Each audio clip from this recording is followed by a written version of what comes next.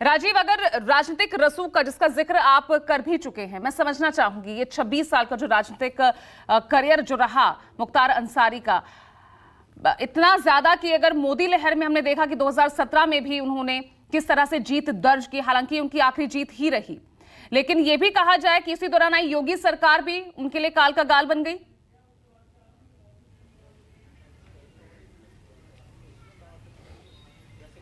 देखिए, मुख्तार अंसारी की 2017 में जो जीत हुई, आखिरी जीत नहीं, 2022 में मुख्तार अंसारी के बेटे अब्बास अंसारी वो विधायक का चुनाव जीते। और आपको जान के कुछ कहानियां मैं मुख्तार अंसारी के राजनीतिक रसूख और वर्चस्व की बताता हूं। देखिए, मुख्तार अंसारी जब 1996 में पहली बार चुनाव तो वो बसपा से चुनाव लड़े, और बसपा से उनका कई बार चुनाव लड़े, और वही बसपा जो चढ़गुंडों की छाती पर मोहर लगेगी हाथी पर का नारा देती थी, वो उसने मुख्तार अंसारी को दिया। मुख्तार अंसारी ने, जैसा मैंने आपको बताया कि मैं जहाँ पर हूँ, ये मोहम्मदाबाद जगह है, लगातार मुख्तार अंसारी के भाई अफजाल अंसारी यहाँ से विधायक का चुनाव जीतते थे।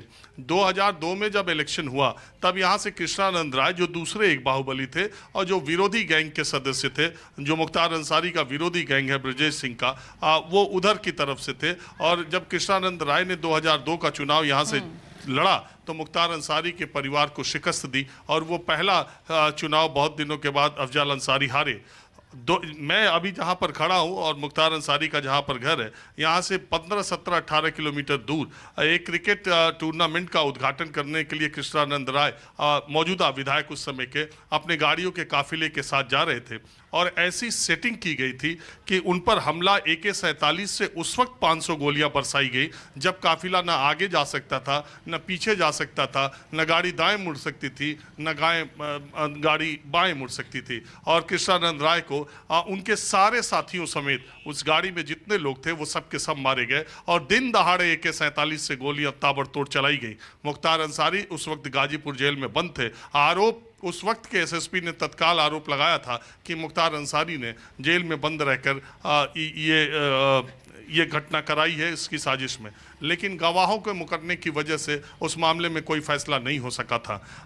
तो गवाह मुकर गए। मुख्तार अंसारी पर मुकदमे तो बहुत लगे, लेकिन सज़ा बहुत कम में हुई। और दूसरी बात, मुख्तार अंसारी ने इस पूरे इलाके में, जहाँ तक चुनाव की बात है, तो यहाँ से लेकर मोहम्मदाबाद से लेकर के घोसी तक मुख्तार अंसारी का अपना एक जलवा था। और मैंने आपको बताया कि जो बहुसंख्यक आबादी है, जो गरीब गुरबा है, उसको हर तरह से मदद देना। सिर्फ मुख्तार अंसारी के ऑफिस में इस बात की जानकारी देनी होती थी गरीबों को कि उनके घर किसी का इंतकाल हो गया है, उनके घर किसी को बीमारी हो गई है, और इसके बाद सारी जिम्मेदारी मुख्तार अंसारी और उसके आदमी वहाँ उस परिवार की लेते थे।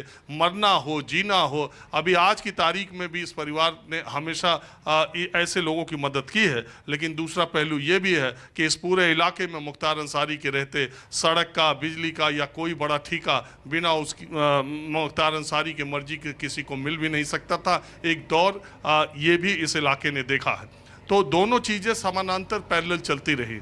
एक मज़ेदार बात और आपको बताऊं, 2007 के विधानसभा चुनाव हो रहे थे। मुख्तार अंसारी और उनके परिवार को किसी और राजनीतिक दल ने भाव नहीं दिया। दूसरी तरफ भारतीय जनता पार्टी से योगी आदित्यनाथ बहुत रुष्ट चल रहे थे। तो पूर्वांचल की राजनीति में अपना अपना वर्चस्व बढ़ाने में मुख्तार अंसारी और योगी आदित्यनाथ लगे हुए थे। योगी आदित्यनाथ ने अपनी हिंदू युवा वाहिनी के बैनर तले अपने प्रत्याशी पूर्वांचल में जगह जगह सीटों पर उतारे, और उसी समय अंसारी बंधुओं ने अपनी एक पार्टी बनाई जिसका नाम रखा कौमी एकता दल। और कौमी एकता दल के बैनर तले मुख्तार अंसारी ने बहुत लोगों को चुनाव लड़ाया। आज जो कुछ भी आप देख रही हैं ओम प्रकाश राजभर को पूर्वांचल की राजनीति में ताकतवर होने में, उसमें बहुत बड़ा हाथ मुख्तार अंसारी का है, अफजाल अंसारी का है, जो धन जन बल के साथ ओम प्रकाश राजभर का उभार करने में उनका बहुत योगदान है। बहुत लोग जो नए हैं उन्हें ये पता नहीं होगा कि ओम प्रकाश राजभर ने को कौमी एकता दल के साथ पहला गठबंधन जो हुआ था वो कौमी एकता दल के साथ ही हुआ था। इसीलिए आज भी ओम प्रकाश राजभर अंसारी बंधुओं के एहसान को मानते हैं और बार बार वो ये बात कहते भी है। और मुख्तार अंसारी का बड़ा बेटा अब्बास अंसारी जो भारत की शूटिंग टीम का और नेशनल चैंपियन भी रहा है और तमाम वर्ल्ड टूर्नामेंट्स में भारत की माफ़ कीजिए शूटिंग टीम में जा करके और तीन बार जीतने का काम किया नेशनल टीम में। अब्बास अंसारी जो विधायक, वो सुभाषपा का विधायक है। अब्बास अंसारी, सुभाषपा ने मुख्तार अंसारी के बेटे को टिकट दिया था। ये बात अलग है कि सुभाषपा आज योगी आदित्यनाथ की सरकार में शामिल है। तो मैंने बताया 2007 में पूर्वांचल की कई सीटों पर योगी आदित्यनाथ और मुख्तार अंसारी ने अपने अपने कैंडिडेट उतारे थे। मुख्तार अंसारी के बढ़ते वर्चस्व से योगी आदित्यनाथ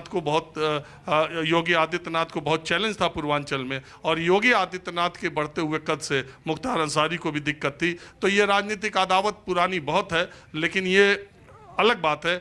दूसरी बात यह है कि मुख्तार अंसारी ने 62 साल की उम्र तक जाते जाते, मैंने आपको बताया, सबसे बड़ी विडंबना यही है कि गाजीपुर का पहला राजनीतिक परिवार जो इतना समृद्धशाली जिसका इतिहास रहा है, उसकी पहचान अब माफिया डॉन मुख्तार अंसारी की वजह से होती है। अब इस इलाके में योगी आदित्यनाथ की सरकार है, पुलिस का इतना पहरा है, बहुत सारे व्यवस्था यहाँ पर है। अगर नहीं तो शायद आप वो जन सैलाब देखने को मिलता, लोग अपने घरों से निकलने में, और पुलिस, दुकानें सब बंद है, लोग अपने घरों से कम संख्या में निकले भी है। दूसरी बात है कि अभी पार्थिव शरीर जो है वो आया भी नहीं है, डेड बॉडी यहाँ पर आई भी नहीं है, देर तक आने वाली है। लेकिन इतना जरूर है कि गाजीपुर, मऊ, आजमगढ़, बनारस, ये 4-5 जिलों में मुख्तार अंसारी ने जब तक जेल में रहा हो या जेल के बाहर, इस पूरे इलाके में मुख्तार अंसारी का जलवा हमेशा बरकरार रहा। चाहे सरकार किसी की रही हो, वो जलवा लोकतांत्रिक तरीके से भी बरकरार रहा, और जो जन बल का था वो भी बरकरार रहा। ये बात अलग है कि योगी आदित्यनाथ की सरकार आने के बाद उसमें प्रॉपर्टीज़ तो सीज हुई, बिल्डिंग्स तो पर बुलडोजर तो चले करीबियों पर, लेकिन विधानसभा जाने से मुख्तार अंसारी परिवार के सदस्यों को कोई भी सरकार, कोई भी पार्टी नहीं रोक पाई। ठीक है। और राजीव, शायद उसी का असर हम देख रहे हैं कि तमाम जो राजनीतिक बयान आ रहे हैं मुख्तार अंसारी की मौत को लेकर, जो सवाल उठाए जा रहे हैं, मायावती उच्च स्तरीय जांच की मांग कर रही है इस मामले में, अखिलेश यादव का भी इसी तरह का एक्सपोस्ट सामने आया है।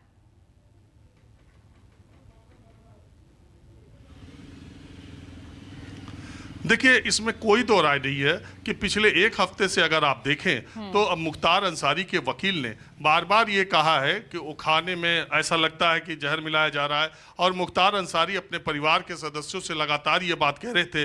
अभी 3 दिन पहले अफजाल अंसारी ने एक खुलासिया किया। मैं आपको एक और घटना बता दे रहा हूँ। 2001 की घटना, यही वक्त था, बिल्कुल यही वक्त था, और 2001 की घटना है। मुख्तार अंसारी अपने इसी घर से यहाँ से आगे जाके राइट टर्न करते हुए वो रास्ता मऊ के लिए जाता है। रास्ते में यहाँ से 7-8 किलोमीटर दूर एक उसरी चट्टी, एक बाजार है छोटी सी, वहाँ पर मुख्तार अंसारी के काफिले को आगे से ट्रक ने क्रॉस किया, पीछे से ट्रक था, और जब एक गाड़ी मुख्तार अंसारी के बीच में उन ट्रकों में फंसा ली गई तो ट्रक पे पीछे से वो उसको कवर किया गया था, और जैसे ही मुख्तार अंसारी और उनकी एक गाड़ी उन 2 ट्रकों के काफिले के बीच में फंसी, AK-47 से अंधाधुंध फायर करना शुरू कर दिया। मुख्तार अंसारी अपनी गाड़ी से कूदकर एक पेड़ की आड़ में हमलावरों को जवाबी कार्रवाई में फायरिंग करने लगे, और उसके बाद वहाँ पर 2 जो अंगरक्षक थे मुख्तार अंसारी की गाड़ी में, उन 2 की वहीं पर मौत हो गई, और बाकी हमलावर को मुख्तार अंसारी ने छक्के छोड़ा दिए अकेले दम पर। प्रत्यक्षदर्शियों का ऐसा कहना था। दूसरी बात यह कि मुख्तार अंसारी अक्सर यहाँ शौक में, अगर गांव देहात के लोगों से पूछेंगे तो अपने जवानी के दिनों में कबूतर उड़ाकर उसको मारने का, गोली मारने का, और अपने निशाने को हमेशा सही ठहराने का एक अलग तरह का शौक मुख्तार अंसारी का था, और बहुत अचूक निशानेबाज मुख्तार अंसारी को माना भी जाता है, और कहते हैं कि बेटे में भी वही लक्षण आया जिसकी वजह से वो इंडियन टीम तक निशानेबाजी के पहुंच गया। तो उस उसरी चट्टी की उस घटना का जो मामला है, अभी अफजाल अंसारी ने 3 दिन पहले प्रेस को बयान दिया, उसमें उन्होंने कहा कि उसरी चट्टी मामला जो अभी नवंबर दिसंबर 2023 से जिसमें गवाही शुरू हुई है, उसमें मुख्तार अंसारी की गवाही होनी है और मुख्तार अंसारी वो गवाही देंगे तो ब्रजेश सिंह और त्रिभुवन सिंह लोगों पर ये उनका बयान है, ये उनका आरोप है, ऑन रिकॉर्ड है। उन्होंने अफजाल अंसारी ने जो गाजीपुर के सांसद है, उन्होंने ये कहा है कि अगर मुख्तार अंसारी ने गवाही दी तो त्रिभुवन सिंह और ब्रजेश सिंह को सजा हो जाएगी और उसी सजा से उनको सजा ना हो, इसीलिए मुख्तार अंसारी को स्लो पॉइजन दिया जा रहा है या ऐसी बातें की जा रही हैं। पिता ने, भाई ने, मुख्तार अंसार के वकील ने पिछले 1 हफ्ते से लगातार ये बात कहनी शुरू कर दी थी कि मुख्तार अंसारी फिट महसूस नहीं कर रहे हैं और उन्हें ऐसा अंदेशा है कि उनके खाने में स्लो पॉइजन दिया जा रहा है। ये एक बात है, ये एक पक्ष है। दूसरा पक्ष ये है कि पिछले 19-20 वर्षों से